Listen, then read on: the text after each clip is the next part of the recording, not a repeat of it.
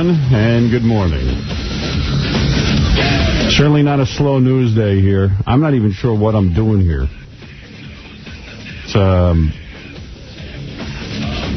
Are you looking like you're raped like the rest of New York looks this morning? What, have you been here all night? No, I came into the city late last night. I was finally able to get a subway in. You got in. I mean, no one's getting in. No, I know. Limited subway service was running in out of Brooklyn, and I couldn't stay at home anymore. I was so sick of being in front of the television all day. I know. It's sickening, isn't it? Yeah, I had to get out, and I actually met Kane and his roommate. They were down on 9th Avenue having a couple beers, and I got 2 non-alcoholics instead of 1 this time. Oh, you did? Yeah. Even through the... I came this close to drinking. Did you? No, don't do it. I know, it's not worth it. That's what the terrorists want. They want Cabby drinking. They know if Cabby drinks, our whole structure, our whole society will crumble. I was worried about you starting to drink. Really? Yeah. Unbelievable. Talk about, so many people have been so brave through this thing. Oh. And so many people so shallow. I got a call from, I'm going to not even say the guy's name. He said, don't worry, Scores is okay. Oh. That's what he said. He called Lonnie from Scores. And, I said, this is not... Mind in this situation. Yeah, I thought, well, he was just trying to lighten up the mood. I guess, yeah. Has anybody spoken to Lonnie? Listen, I'm not even sure what it is I'm supposed to do today, because I'm just imagining that, although the phones are packed with people, I would imagine the majority of our audience is... watching television or listening to news radio. I disagree. You do? I got a lot of emails from listeners of yours who usually send me the hate mail. Right. Saying that you were a breath of fresh air in the sanity yesterday and the insanity of everything. And you actually gave some of the best news coverage because you were able to watch the different channels and relay to some people. My doorman said he was glad I was going in because it gave some... Normalcy. That's what he said. Yeah. Normalcy. Yeah. And so, here's what happened to me. I'll tell you something. I was walking around here yesterday. After I left the radio station, took me about an hour. The streets were packed. I can't even imagine what it was like in Midtown. People were just walking around like zombies. Like, it looked like Night of the Living Dead. Everyone were walking all the way from downtown to the Bronx to try and catch trains. Yeah. And I found my brother-in-law wandering around. This was really weird. Like, he was trying to give blood. So he went to some place, 6-hour wait. Yeah. Then, while he was waiting, they said you have to evacuate because the New York City Medical Center had just been bombed, which wasn't true. There were so many other things being bombed. So he left there and just left his name on a waiting list and gave up after a while because it was just hours waiting, which was really great that people were out there trying to give blood. Droves yesterday. Yeah. It was unbelievable. I guess in other cities around the country, there's over 80,000, I don't know how you weigh the blood out, but blood donations waiting to come here for... Okay. Yeah, so it's happened everywhere, not just in New York. Yeah. The streets are empty today. Have you ever looked down 6th Avenue and not seen one car? I know. So anyway, I was driving home. Took about an hour. The streets packed like I'd never seen it before. And then I got home and I'm just watching the TV news and I just said, I don't know what I'm going to do. I thought like, well, I got to blow off some steam. Hello? Yeah. Who's that? No. That's Richie. Shh. You don't know he's on the air. That's right. Oh, a little levity. Oh, no. Excuse me. Richie. Maybe that would have been great. Right? You start swearing. That would have been really good. So anyway, I think we can curse now. I think the FCC is busy with other stuff. Yeah, right? There is nobody on the button. I'm still afraid to do it. I think we got other things to worry about today. Yeah, there's nobody on the button, but I'll behave. So anyway, so I'm trying to get home, and I'd never seen the streets like this. I get home, I'm watching the TV news, and the anger is just building in me. It's like, I wish I was in the military so I could go kill people. You know what I mean? I think everybody felt like that yesterday. Yeah. A lot of people I talked to said the same thing. Yeah, and I had made sure that my daughter was all right. She was downtown. She was okay. Excuse me. And I don't mean to be cold and callous, but are we going to be able to get some food? I'm starving. I know. I was hoping for a place to just get coffee this morning. Is there anything open? Everything is closed. It's like closed due to recent occurrences. Those are the big signs. That come on that thing. Chef Bobby here? No? Yeah. The diner down by my house in Brooklyn, there was a sign, and they said, no food, just drinks, you understand. and the place was packed. People. I got 2 oranges. You're lucky. Damn, I should have made breakfast before I came in, huh? I'm hungry. Yeah, I haven't eaten. Me neither. I couldn't eat, but now I'm starting to get an appetite. I slept like 2 hours. So listen to this. I'll just tell you my day, and then you can tell me. By the way, Cabby did a great job yesterday when you were reporting from Brooklyn. You were absolutely fantastic. Thank you. Yeah, you did a really good job. It was hard. I mean, to see that, please. You can't even describe it. I was just talking to Tony, who does hair for E! Network. And Tony said she tried calling in here because she was downtown. Her husband was like right in a restaurant, right at the atrium, right where this thing was collapsing. Right. She was freaking out. Her kid from her window saw the second, 2-year-old saw the plane go into the building. Oh, a friend of mine saw that too. Yeah, and she's like, the kid can't even sleep. She's like, oh my God, she doesn't know what to tell. She's calling a psychologist. She doesn't know because the kid is freaked out. He saw the plane go in. Right. Yeah, here's Tony. And she tried calling me yesterday on the air, but our interns wouldn't let her through, which, you know. Oh, nice. Thanks. They didn't understand. She said, just put me through. I'm at a payphone. I was at school with the kids. The kids' school is right next to it's like 5 blocks up. Yeah. And we heard the first explosion, and just as we were walking in the building. And one of the mothers turned around and said, God, the last time I heard that was when the World Trade Center was bombed. Right. And so we went in, and no one knew what it was, and then started to hear that it was a plane that crashed. Get closer to that mic, Tony. Yeah. And I walked out of the school and looked up at the World Trade Center, because I had the 2 big kids were in school, and I just had the little one. Yeah. I looked up at the building, I was like, oh my God. And then I saw the other airliner coming at the building. Wow. And your kid saw it? Yeah, and so did the 2-year-old. Wow. And so now he's, like, confused. Well, he's saying, airplane exploded, airplane exploded. Oh, right. 2 years old. And now he's freaking out. He couldn't go to sleep last night. I don't blame him. I'm scared. Yeah, awful. And then we had to deal with the whole insanity of downtown. The whole thing was surreal. What did you do? Did you just stay in your apartment? Well, no, this is at the school. We're at school. Right, oh. So we had to get the kids and leave the school and walk uptown. Walk uptown. And we just left as the second building collapsed. I know. And, you know, when you're here in Manhattan, it didn't even hit me yesterday. But about 4 miles from where we're sitting here, we were under attack. Right. And, I'm sitting here oh, okay, well, we're under attack. Like this country's never been under attack. Yeah, so you don't even know what to do. So I'm sitting here, and then when I got finally back to my apartment, I'm watching TV, I go, you know what? I was just so jacked up, I wanted to just, hit something. Right. I said, I'll go running. That's what I always do. So I'm in Central Park, and I'm running. Behind me, the smoke is billowing from the World Trade Center. Yeah. And I'm like, what am I doing? I don't even know. But what are you going to do? I mean, I just had to do something. I mean, I just went and I ran and I ran and I ran and kept running until I got so tired that I just went back to the apartment. Right. And then what was really weird was a guy I know had flown in from Los Angeles to have a meeting with me. And he called me up and he goes, do you want to meet? I said, no. I mean, right. I'm in shock here. I don't know what to do. He goes, well, listen, I flew all the way in. I go, all right, why don't you come over? Let's see if we can talk. I mean, maybe that'll be a distraction. Well, we're talking. I mean, it was just... And it goes silly. All back to that. Yeah, it's about some TV show we were thinking of doing. But, I mean, there's just no talking about it.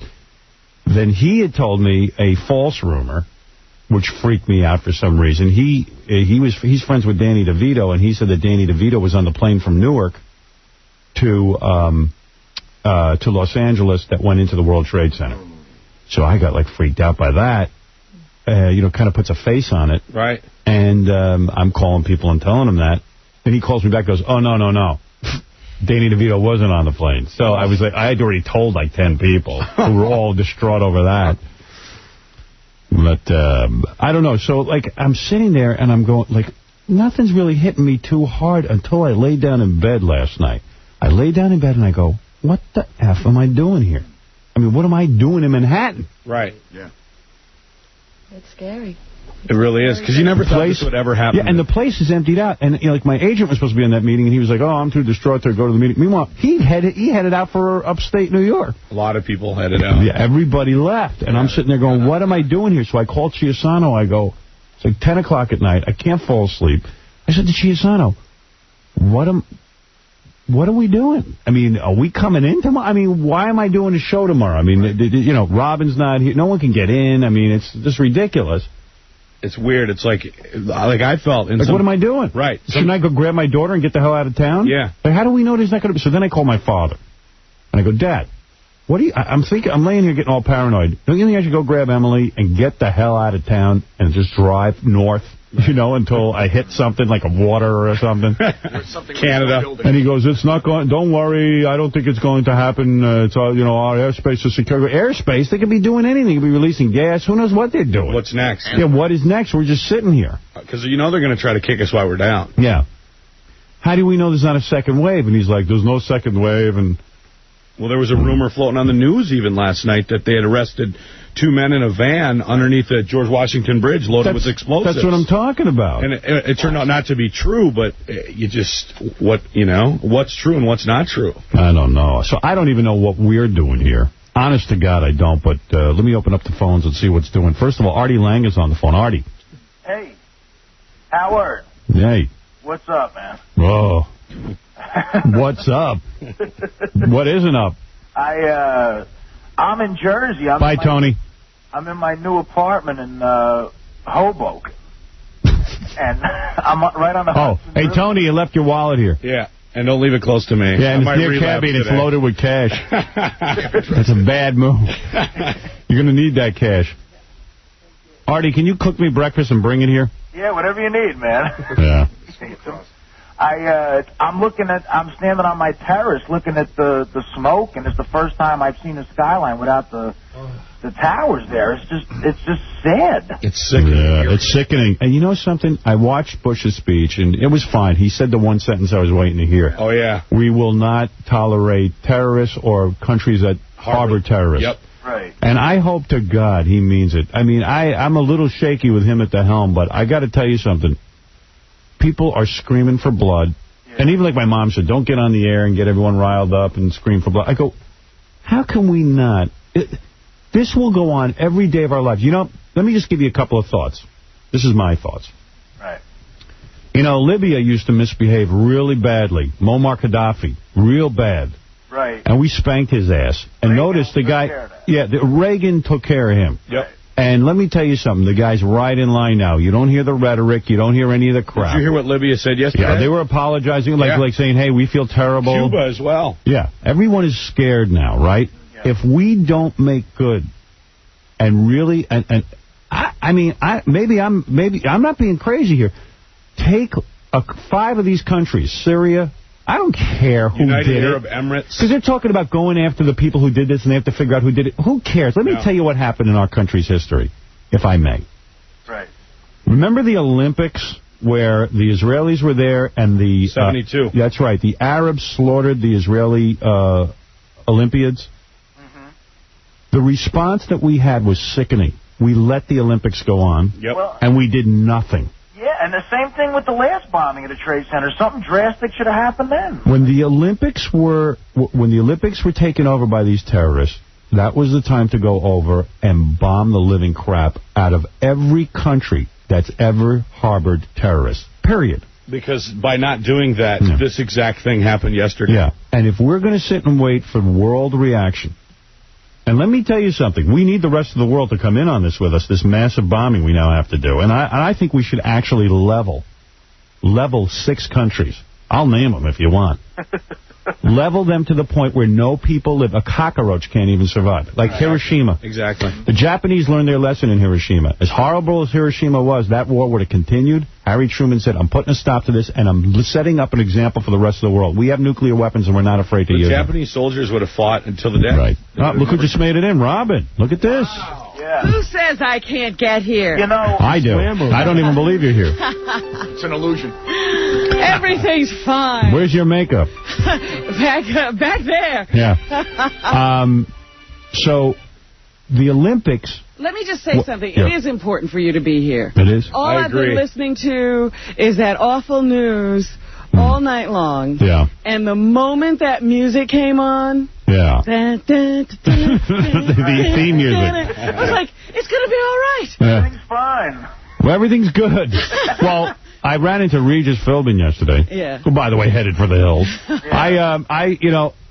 And he said it was an elevator packed with people, and it was a woman talking about how she just got out of the World Trade Center. Oh. And she was telling us about it, and Regis turned to everyone and said, there's only one person who I think could help. Howard Stern. We have to send him over there. And he was willing to volunteer. And a guy in the elevator turned to him seriously and said, I don't even think Howard Stern can help. Wow. And that's when I knew my powers were limited. I'm getting out of here. Yeah, you're all crazy. I got to tell you, who was great yesterday was Cabby, man. Yeah, Cabby. Comfort on the phone. In fact, listening to the radio. In fact, CNN just called him, offering him a job as a correspondent. They threw out Paul Azan and said, bring us Cabby. Yeah, they want Cabby. Everyone's talking about Cabby's abilities. They said I got to laser off my tattoos off my neck, though. No, they want you just the way you are. No, you're Cabby. Hey, wait a second. Ron can't identify an F-15. Cabby's on the roof in Brooklyn going, that's an F-15! Hey, let me just put on the line with us, Artie, Doug Goodstein. All right. Doug Goodstein called me. I did come from the outer boroughs. I have been... You took a train? No. You got a car? I figured out how to drive it. Because they're not letting... I'm not going to tell anybody else. Really? You guys want me to come in? Because I just saw a ferry. I think the ferry service... The ferry is working. Is he climbing out of your bed?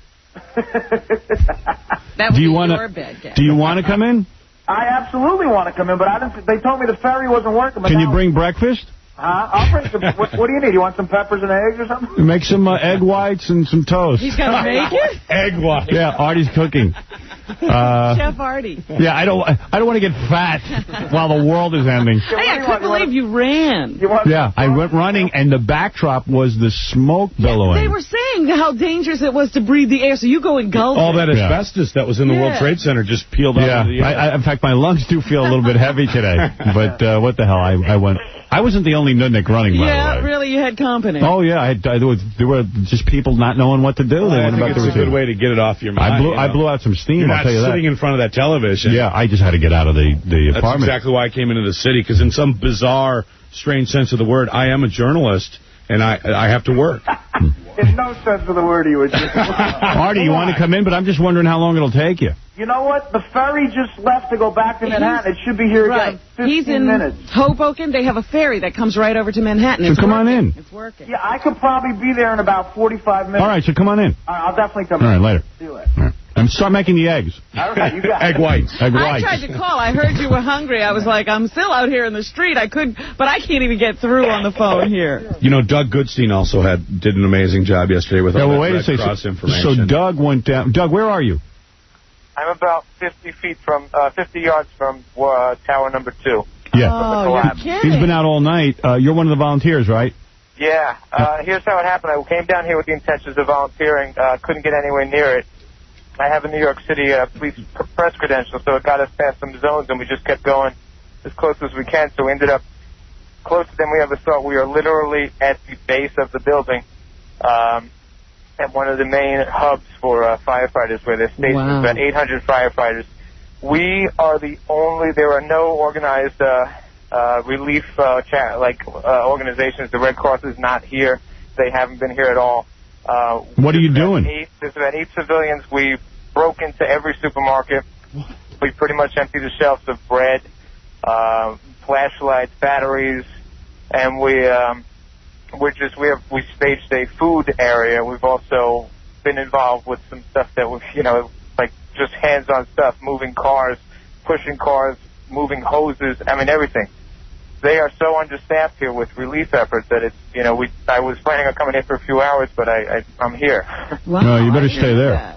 Yeah, we've made probably about 5,000 sandwiches between about 8 people who have been here. One of the most frightening statistics is the amount of cops and firefighters missing right now. 300 firefighters and close to 100 cops. Just it is unbelievable. That cement came right down on them, and they haven't been heard from since, along with everyone else. Do you realize, and I didn't know this, in the World Trade Center bombing of 93 or whatever it was, only 10 people were killed. This is a disaster of major proportion. Yeah, this is the biggest. This is more people. One second, Doug. There's more people dead, I heard on the news, than from any single battle, even in the Civil War. Absolute major proportion. Yeah. They got us good. They got us real good. Yeah. And what is this? We have to find out who's responsible. I so didn't want to hear that. You know who was the best guy I heard on TV last night? Who? Doug, do you have to go? No. All right, okay. I didn't know. The best, here's Gary. The best guy I heard on TV last night, and I always liked this guy. I can't stand that they drummed him out of government. It was Newt Gingrich, who said basically precisely what we're all saying, that it's enough already, that there has to be an aggressive action taken. This is not about being conservative or liberal or a hawk or a dove. It's basic common sense. If we don't teach them a lesson, it doesn't matter who did this particular bombing. It's anybody who harbors terrorists. Yep. And it's really, we are the major force in this world, and we should unleash the unholy hell of that force. That's right. And I'm talking about nuclear.